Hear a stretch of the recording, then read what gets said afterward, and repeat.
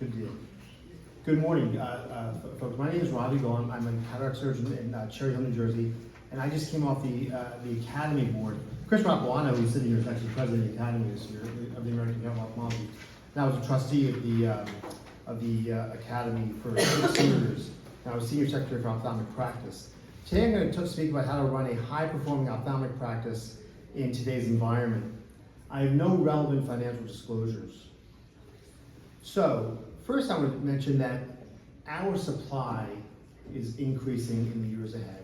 This is the projected vision loss between 2020 and 2050. We're going to have this is worldwide, 1.1 billion folks who have vision loss around 2020 is going to increase to about 1.7 billion in 2050. You can see that the US population by age group has been increasing. And if you go from 2020 to 2060, you'll see that the number of seniors aged 65 and older is going to go from 56 million to 95 million.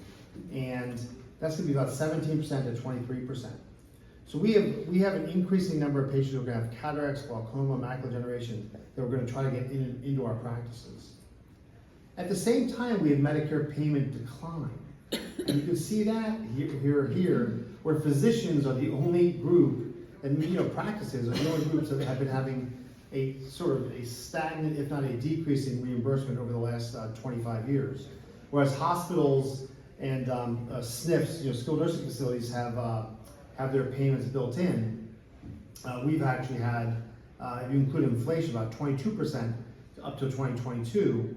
And then with the Medicare, the MEI, Medicare Economic Index, the Medical Economic Index, you'll see that our reimbursement has actually declined 33% from 2001 to 2025, which coincidentally is when I started practice in July of 2001. So we take these three things together, you can see that the reality is that this is the reality that our practice faces. Increasing demand, decreased payment, and increased complexity. And so now it's not actually about seeing more patients, it's about running a better practice. And that's what we've actually seen this morning from all these talks, which have been amazing. We also have numerous threats to our practices. And this includes, in California, having optometrists wanting to perform eye surgery. We also have issues with prior authorizations, regulatory issues, etc. So we have numerous threats to our practices. At the same time, we are concerned about the patient experience. And for those, I have my nieces and my family, my brother and his family are currently at the airport, standing in line at JFK in Baltimore.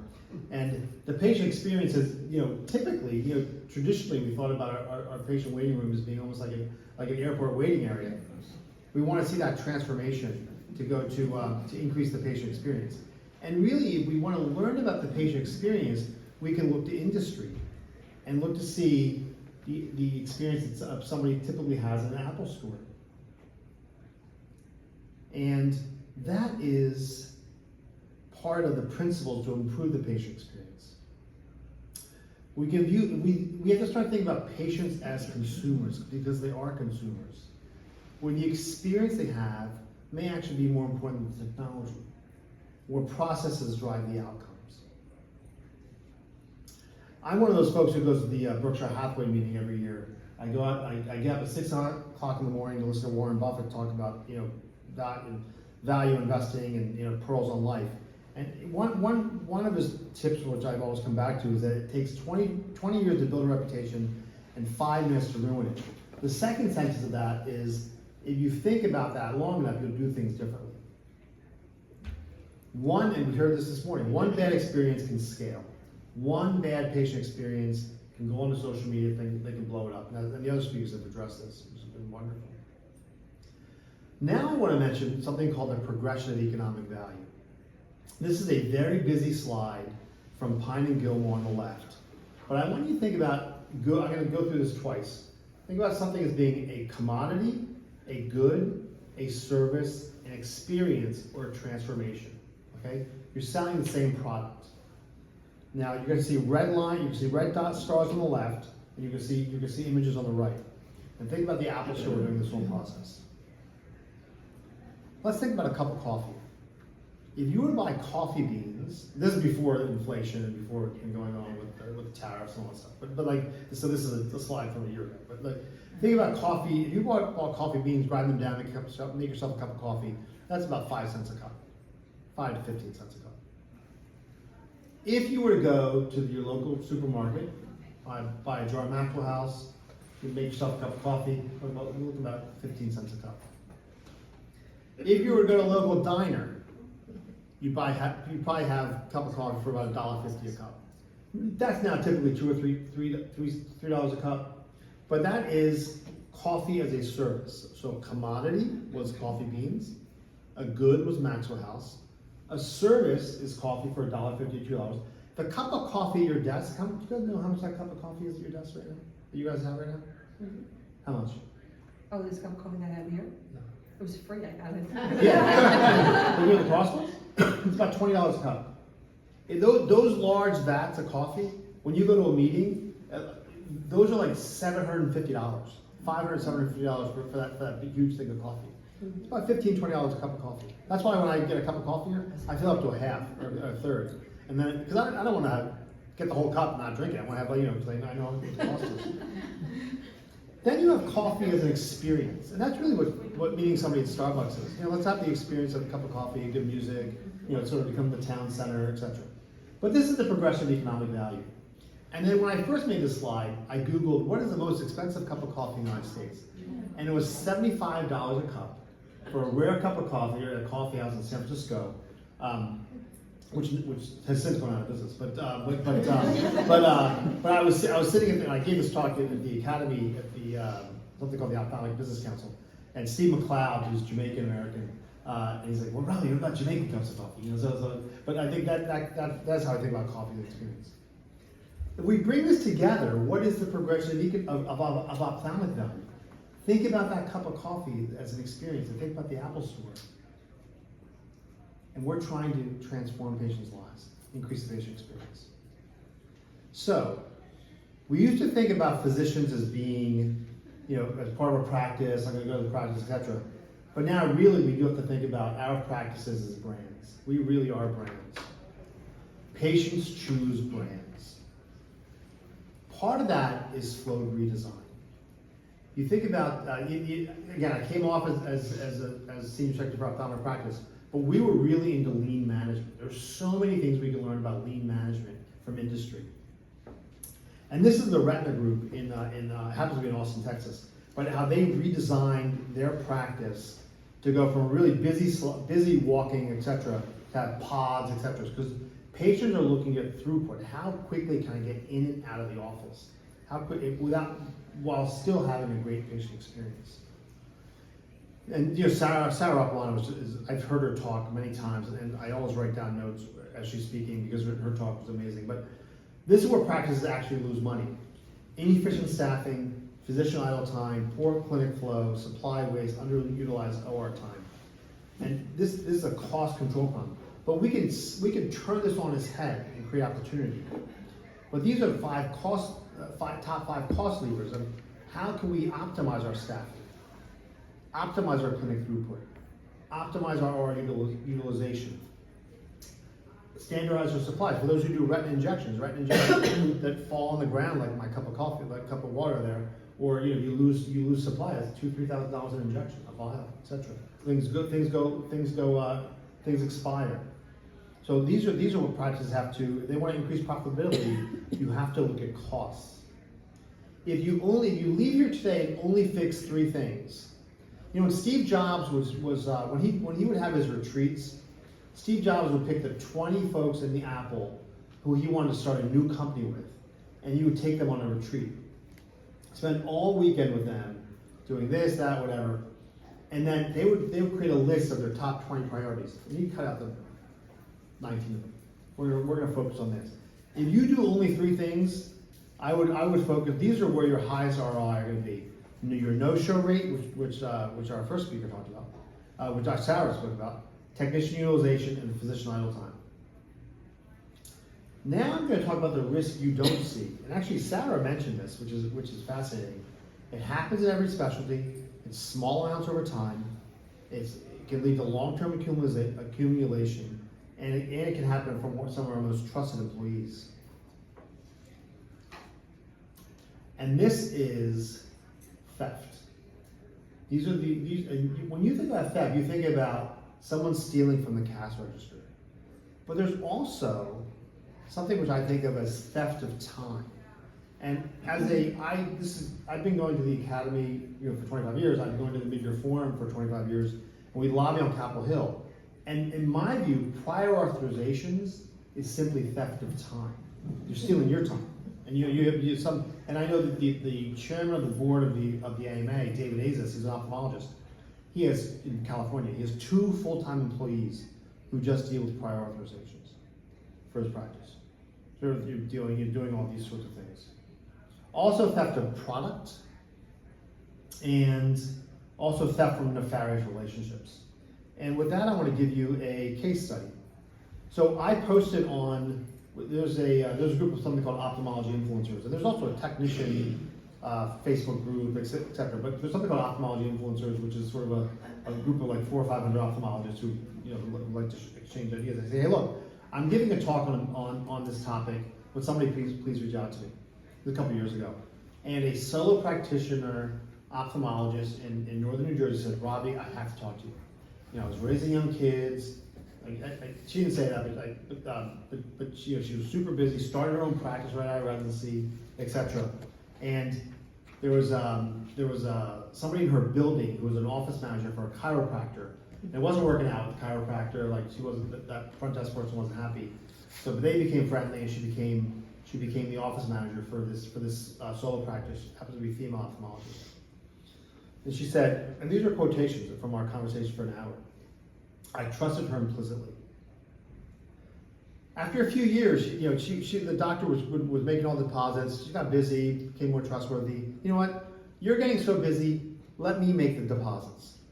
She starts making the deposits every day, every week, reconciling everything. She's getting clinically more busy, doing more cataract surgery, etc. As it happens, the checks were being deposited, but the cash was not. And Sarah Rapalana talked about this, how she found that somebody was stealing $20 3 times. There was no bank statement to computer reconciliation. So what happened was, one day the office manager went to the bank, happened to be TD Bank, and made a withdrawal from that account. And that triggered an investigation. They said, look, this person who's been depositing all this money somehow made a withdrawal.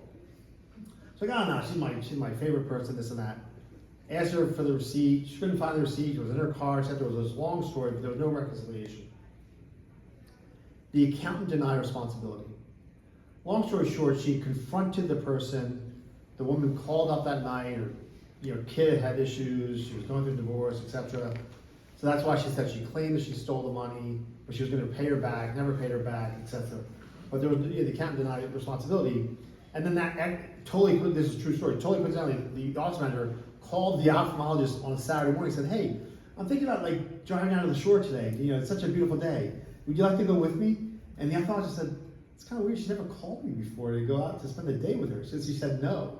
She said, Ravi, something bad was going to happen if I had gone with her on that trip for the day. Worse is that when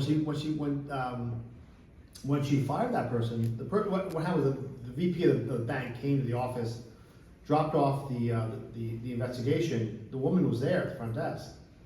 And said, then the woman said, she's expecting me. The ophthalmologist said, I'm expecting the person from TD Bank to come. Put the stuff in this cupboard. She goes to see the next patient, comes out, and she never saw that front desk person again, the office manager again. But she didn't know the passwords. And the minute somebody's mentioned Mid-Atlantic Retina, the Mid-Atlantic Retina for her area, her big retina group, sent a couple folks, sent their team to that practice and helped that solo practice ophthalmologist for a couple weeks to get her back on her feet.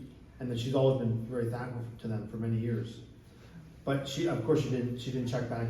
How much do you think she lost from this whole thing? $300,000. And the problem in the state of New Jersey is that if it's I'm gonna get the numbers wrong, but if it's less than $50,000, it's a county issue. If it's more than $50,000, it's a state issue. But they don't want to. But they basically settle for $50,000 or $100,000, which is the minimum to make it a county or state issue, etc. I'm not sure she ever got the money back, but anybody know who Charlie Kelman is? No. Charlie Kelman? Okay. Charlie Kelman is the father of modern cataract surgery. All of your cataract surgeons, and in fact, in my practice, Dr. Adams and my partner here, Dr. Michelle Miano, and the practice we joined, Dr. Raymond Adams, who was chair of the Cataract Primary Eye Care Service, he used to write down, Charlie Kelman was Will's eye class in 1960, the father of modern American cataract surgery worldwide. And also, you guys know cryotherapy for retina stuff? He invented that.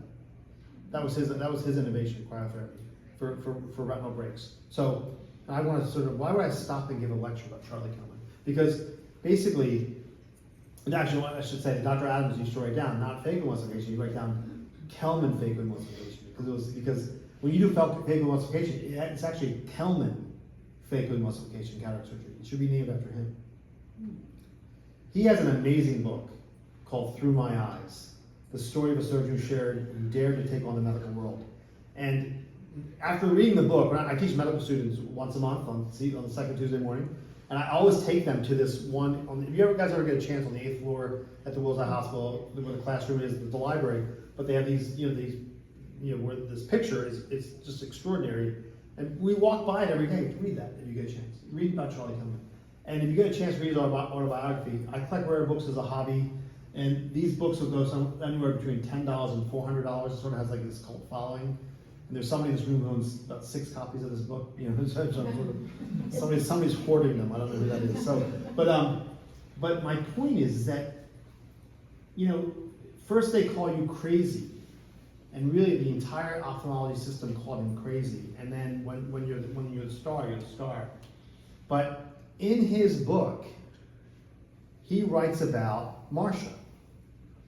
So again, Cheryl, I think, may have been a relative, got really occupied, so he hired Marcia, who had a warm southern drawl. Marcia had a wonderful sense of humor. Marcia would soon nearly be responsible for my downfall.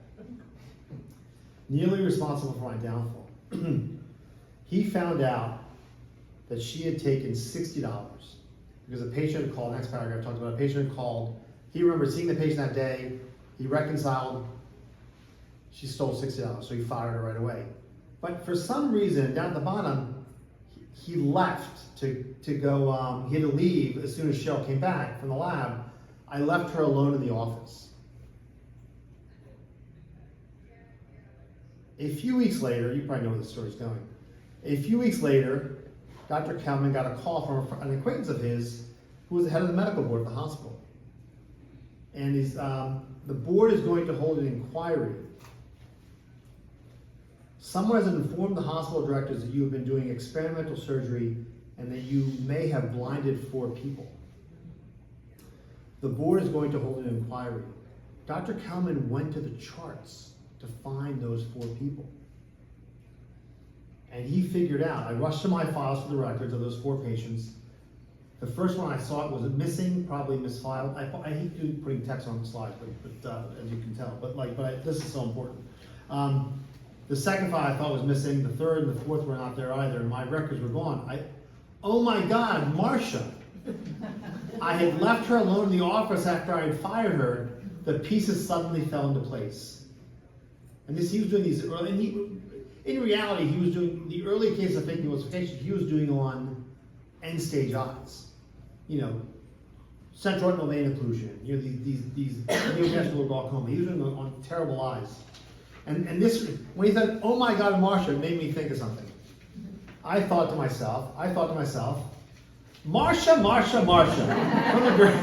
And I found the exact scene from the Brady Bunch on YouTube. And that is a screenshot of Jan saying, "Marcia, Marcia, Marcia." It's all Marcia. So it actually was Marcia. So these are red flags for embezzlement. You want to be careful of the employee who doesn't take any vacations. That person, when I started giving these talks, people pull me aside, tell me their stories. It's so fascinating. Somebody has a defensive behavior, obviously. There are financial inconsistencies of their standard of living.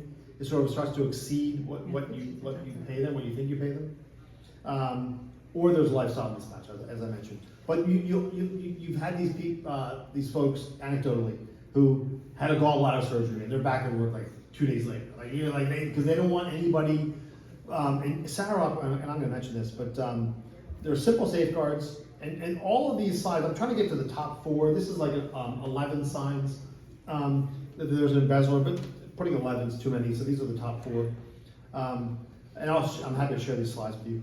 Simple safeguards, have separate duties for folks, force them to go on vacation, have people switch duties, do sort of experiment, daily reconciliation, random audits, and obviously physician oversight or clinical team oversight. This is 7 ideas, but these are the top 4 from that article in ophthalmology management. I want to give a shout out to Sarah who had left, but she had a great article. And also these concepts I written about in Ophthalmology Business Minute, which I'm happy to share with you. So, what are my top pearls to implement Monday morning? When we think about creating a high-performing ophthalmology practice, one is to start on time, and I'm guilty. My offices we start at 8 o'clock. Although my first patient usually not ready until 8:20, but I'm there before the first patient is ready to be seen. Always focus on efficiency, enhance the patient experience, communicate clearly. One thing I should mention about communicate clearly with the last speaker. Is she in the room? Michelle? Okay, so my cell phone number is pre-printed on the post-op instruction sheet. Every patient has my cell phone number. It's my Google Voice number actually. Where they text me, it comes to me. If they leave a voice, it goes to text, it comes to me. I call the patient that night. What I do is I operate in the morning, usually at 7:30 noon. I come back, I turn in my charts. I call the patients as I sort of reconcile the op note and my daily sheet. So I call the patients. I've had complicated patients, and you just got to dread watching these cases. But like, I've had patients who have had complicated patients. They thank me for calling the next day, and I say, look, this happened. It's like, doctors don't call anymore. But the surgeons should call their patients. And the cell phone number, Bobby Osher, who is a star in our field, one of the great godfathers of ophthalmology. He also gives his cell phone number. He says nobody calls him, because they're not going to call you. In fact, I've sort of, not that I've yelled at patients, but I've been like, why did you call me? They're like, well, it was Saturday, and I didn't want to bother you on the weekend. Because patients you want to call don't call, which is very interesting. And obviously follow up on action items and engage your team. But these are going to give you my top 4 pearls for Monday morning. We call it artificial intelligence with the AMA. I'm the chair of the ophthalmology delegation of the AMA for the Academy. So I represent the Academy represent the American Heart Ophthalmology at the AMA. But the AMA calls it augmented intelligence. Either way, there are very few things I pay for. And I pay for ChatGPT. It's like $20 a month. I'm not affiliated with them. ChatGPT, the free version is like you can do like 3 queries a day, and then they kick you off for 3 hours. ChatGPT is amazing. I can be honest with you. This is my op note which I had for 25 years. Put in ChatGPT, and I said, this is my cataract surgery dictation. Optimize the language to make it most efficient and clear. It took a second, but it's all language modeling. It's all data. The one thing I got to mention also, Michelle, this is an amazing session, but we don't have OMIC because OMIC was not available in New Jersey when I started practice in 2001. And there's something called claims made and occurrence, etc. But like OMIC's an amazing. OMIC has always had their consent forms online for free. Will's Eye, we operate the Will's Eye Service Center in Cherry Hill, so the Will's Eye form is a standard form. My cataract surgery form is the OMIC form. My goniotomy consent form is the OMIC form. It's because it's like they have a committee of folks that are the ophthalmology management insurance company. They're fiduciary to their policyholders who are ophthalmologists. They think with the ophthalmology mindset, who else would I use except the consent forms it's almost like you outsource it to these guys, and it's perfect. So I would, if you guys have ophthalmology specific consent forms in your practice, I would highly recommend looking at the OMIC, and I have no financial interest in that. But pearl number 1 has to do with AI. 1 is ChatGPT.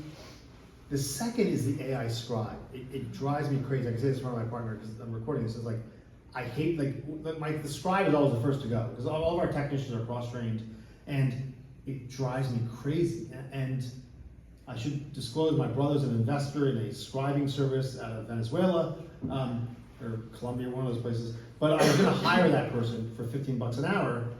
And then I described this problem with my friend who's a surgeon at the AMA, and he's like, Ravi, I just came from the Las Vegas meeting of the health IT thing. I walked by this one, I won't mention the AI company's name, something simple. They have a free service, and they have a $100 a month service, which is great. I'm using the free service, so I walk in with my cell phone, with my iPhone. I say, I'm using an AI scribe, and I said it's going to help me to remember parts of the exam. And I use it. I use MD Office, which is a legacy EMR company. But if I have my scribe, it's great. I don't need it, especially for new patients. AI scribe is amazing because I'm clicking and I have the ambient stuff, and I don't see the patient. I'm like, oh, it's like it's +2 NS, pressure's 18/21, +1 cortical in the left eye, and then I'll have it on my, and I'll click done. Then I walk back over to the computer. It's like, what was the pressure again? Because you see so many patients, and then this does it in a second. Once I press stop, I have it on my phone and I have it on my desktop too. So you can have it on. They have a desktop version. I'll be like, oh, like it was 18/21. I can just click it right away. I don't have to remember it. The best thing is that on new patients, it's amazing because I'm going to get another screen in the room, whereas one is the EMR, the second is I'm going to have the AI open. You can just copy the subjective up here. You can just copy this and drop it into your HPI. The objective for my EMR, I don't need that, but like this is gold for new patients and for IMEs. I had a patient who spoke to me in Spanish. They translated to English, the AI scribe. And I'm using the free version, which is like, and they're committed to giving the free version for free, but like to make it free for a while. But there are other companies in this space. I'm not an expert on those companies. This company happens to be out of Australia, no financial interest. It's been amazing because some days if it can save me a couple minutes, like it's annoying. Because like, what happens is that if you're an ophthalmologist, we all have OCD, right? So if you're like, was there a floater in the left eye? Like you just forget. You're like, but you don't want to document a floater, so I go back to the slit lamp because you're like, if I want to make sure that I knew the patient came for the right eye, but I thought there was a little vitreous stuff, but but like this, I'll just say it out loud. It's there. I have it, and I can just delete this too. It's not part of the. Maybe I'm not sure. Maybe I can't because of HIPAA. But like I might. But anyway, long story short, I have it. It's great. These are all low-hanging fruit things you can do as practices.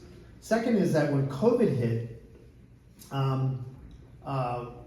we were bored. I was bored anyway. And so whenever you get these newsletters, there's like I actually forget the name of this company. Mailchimp is one of them. There's Constant Contact, etc. Mailchimp had like a thing for like $50, whatever. But like Jordan, who gave the first talk this morning, talked about how Wills jumps onto like different things. But the Academy has eye health observances. January's glaucoma, February's macular degeneration, April's sports safety, whatever. So and the Academy has newsletters and email blasts, whatever. You can literally copy. It's free. You can copy paste it if you're a Academy member. Copy paste it in your newsletters. But my point is, I was doing these newsletters. Then I got bored doing them. We're still paying $100 a month. But I have 5,000 emails. So the way I justify paying $110 a month for 5,000 emails using MailChimp is that we send birthday greetings every day. So we're sending out 15 birthday greetings. And this is, Dr. Miano's right here. It's like, this is I probably should change the photo because I've used the same photo over here. But like, although such a great, it's a free photo actually. There's another site you can use to get free photos, which I use. Unsplash, which I have on my slides. And then you can measure the metrics.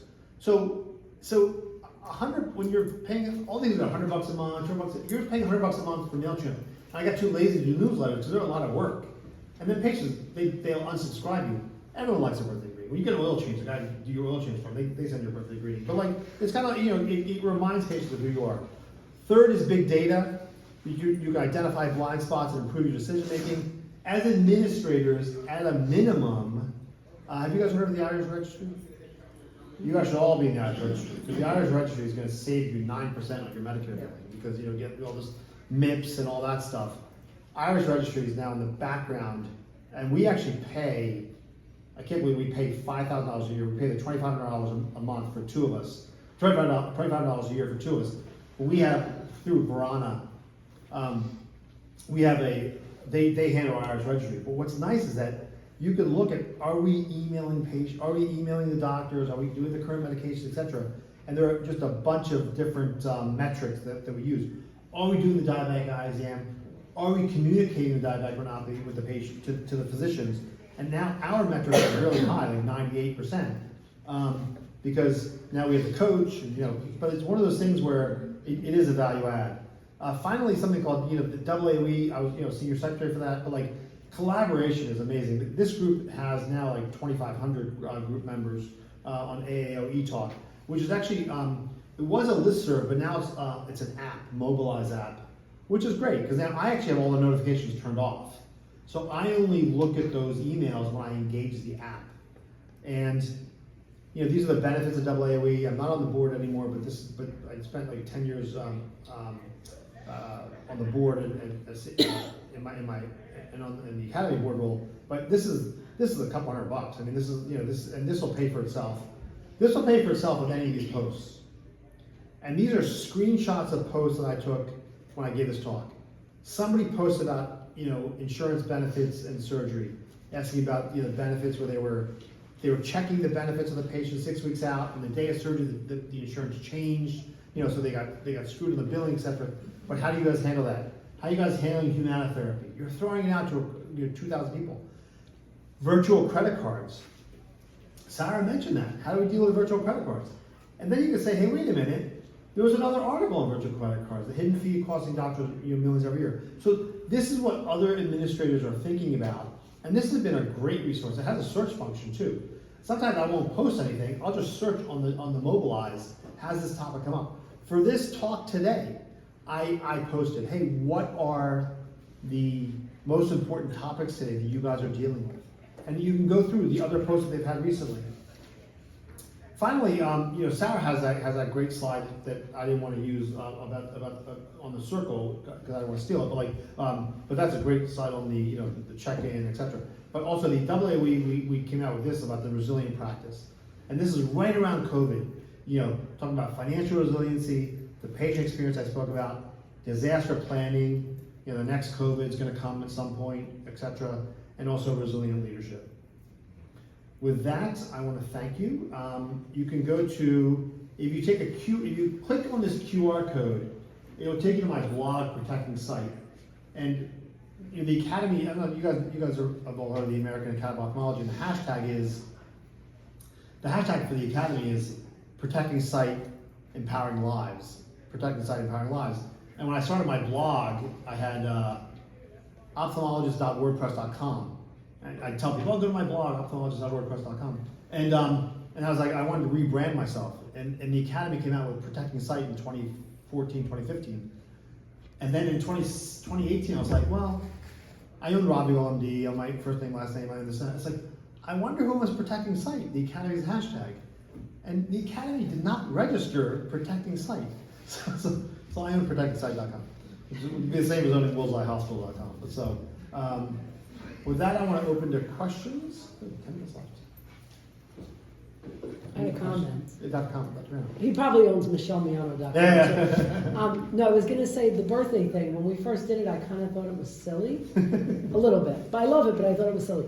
So unfortunately, all those things come back to my personal email. Currently, 4 to 5 patients a day, and we don't have a gigantic practice, respond to that. Oh, Thanks so much for saying, oh, I can't wait to see you. And that's really surprised me. And I would say that's increased, like even increased more. I would never think if I'm getting from again, the guy who changes my oil, happy birthday. I'm not gonna, but 4 to 5 patients. And I think that kind of, you start to realize that patients really are finding that medicine's changing, and just that little silly thing, they're not even really thinking it's just a thing that happens. They answer us and thank us. I kind of think that's neat. I mean, I learned a lot from my dentist. My dentist, I joined a new dentist a couple years ago, and from Sarah's talk, we got to start doing the text reminders, email reminders, etc. There's so many. The dentists have it down. They've been those other colleagues, professionals. I think ophthalmology. it takes, you know, it takes 20 years to implement something sometimes, so, other questions or comments? Yeah, please. I'm actually just gonna say what you just said about the dentist. I went to the dentist yesterday, and it actually, the dentist made my appointment in 2 weeks, because I had x-rays. In 2 weeks, turned, swiveled around and went, "What are you doing on April 9th?" And I was like, wait, I'm like, you know, I didn't have to go up front and schedule yeah. the appointment. They did it right there. Yeah, I thought, Bob Wiggins, who had the position I had before me, and then he became president of the academy, he was like, yeah, we check out patients from the exam room. And I was like, there's no way you do that. When we were strong, and we had 2 stripes in We that, did it. checking out patients, we've implemented, it took us 20 years to do this. We implemented the upfront contract. We have a 2-person practice. We figure out the co-pays, the deductibles, all that stuff. We get that up front. And it's a year or 2 of pain. It's a year or 2 of pain, but I'll tell you, when I started practice, deductibles were $100 for a Medicare deductible. And now it's like $250, $280? 283. 283. And you're not getting that. And I think that it is, but the nice thing, when I made the appointment, and I'm sure you did too, as soon as you made the appointment, I got a text. Yeah. I still have the glasses on, and Other comments or questions? I liked your story about, not I didn't like it, but the embezzlement situation.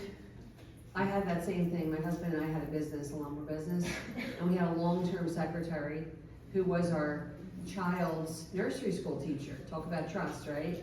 And she was running double books and basically depositing the checks and saying she was depositing the cash, but pocketing all the cash. Yes. And it wasn't until we went on a vacation, she never took off. And she started to rent a limo to go to New York, like everything you were saying, I was like, wow, we just didn't see the signs. And we went on vacation and my brother-in-law was covering for us and he basically took all the money that week and didn't let her make, and she was panicking. And we thought we had X amount of dollars and we wound up being like $30,000 in the red because she had been stealing so much money for 10 years. And it just goes to show you that you have to have double growth protocols on everybody in your practice. So, you know, we try to do that with the business office, reconciling everything from petty cash, but it's a real issue, and people are pretty. There are practices in this country, that ophthalmology practices, that I've heard have been embezzled for 7 figures, 7 millions. And when they go to the folks, they say, why do you do it? They say, we deserved it, we built you. We made you who you are. Entitlement. Yeah. You're living a better life, yeah, for sure. Other questions or comments? Our next speaker's in 7 minutes. 11, is our next speaker here? Okay, good. Do you want to do a quick, we'll do a quick break, but speakers have to start on time, so we'll start them right at 11 a.m. Is that cool? Good, thanks guys.